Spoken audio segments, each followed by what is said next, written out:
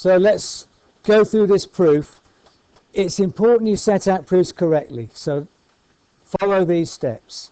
Otherwise it's going to bounce back to you, because you need to follow these steps exactly. It's no good play around with both sides. You've got to focus on one side only and then get that to look like the other side. And generally you focus on the left hand side and get it to equal the right hand side. So we're going to take cos squared theta. Yeah, I'll come to that.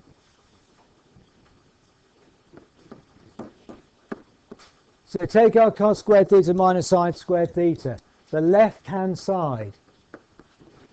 I don't want to see anything about the right hand side until the very end, because your final product at the end will be the right hand side, and then that's when you say you proved it, QED. So we're looking just at the left hand side.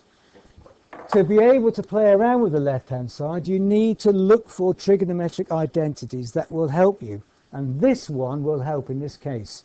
This is one that you've been given somewhere. The cos squared of an angle plus sine squared of an angle equals 1. And when we first start looking at these, we proved that why that was the case, looking at using Pythagoras, if you remember. So I use this to prove that. And what I do is I look at the right hand side. You don't ignore the right hand side, but you only adjust the left hand side. So if I would look at the right hand side and see that only involves sine squareds. There's no cosine squareds on that right hand side. So what I really want to do is to get rid of this term involving the cosine squared and then see what's left. Can I get it to look like this?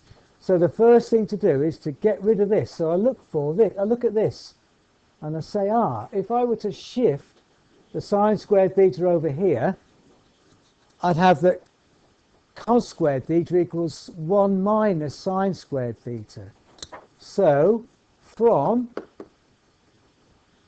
cos squared theta plus sine squared theta equals 1, from this identity, cos squared theta equals 1 minus sine squared theta. Kieran. From that identity, we can say this.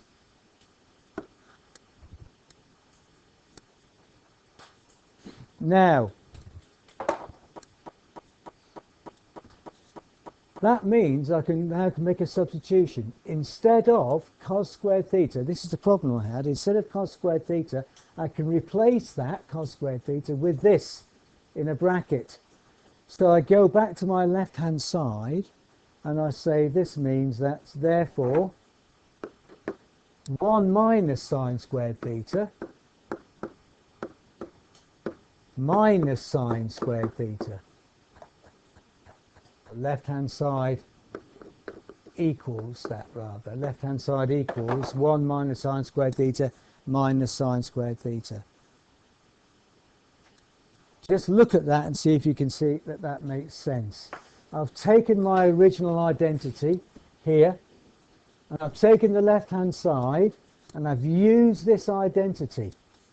I've rearranged this identity for cos squared theta and it equals that. And then I've replaced cos squared theta in my original problem with 1 minus sine squared theta.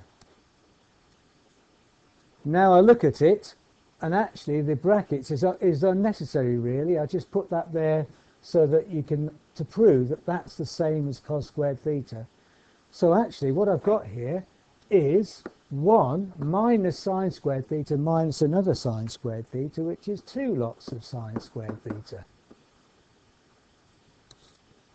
Yes, Barry. So now we look back and see actually that's the same as the right hand side, and so we proved it. QED. So the one I see that you do, you've got to play with one side and get it to look like the other side. Okay? Now, if you look in the textbook, I'm going to show you the relevant sections now. At the section on trigonometric identities and equations, that will help. So will the section on compound angles, which is this bit. So look at these identities. And finally, you will find at the end of this section, it talks about double angles here. If you look at these examples here, they will help you. So double angles, compound angles, and trigonometric identities. If you look at those sections in the textbook, they will help.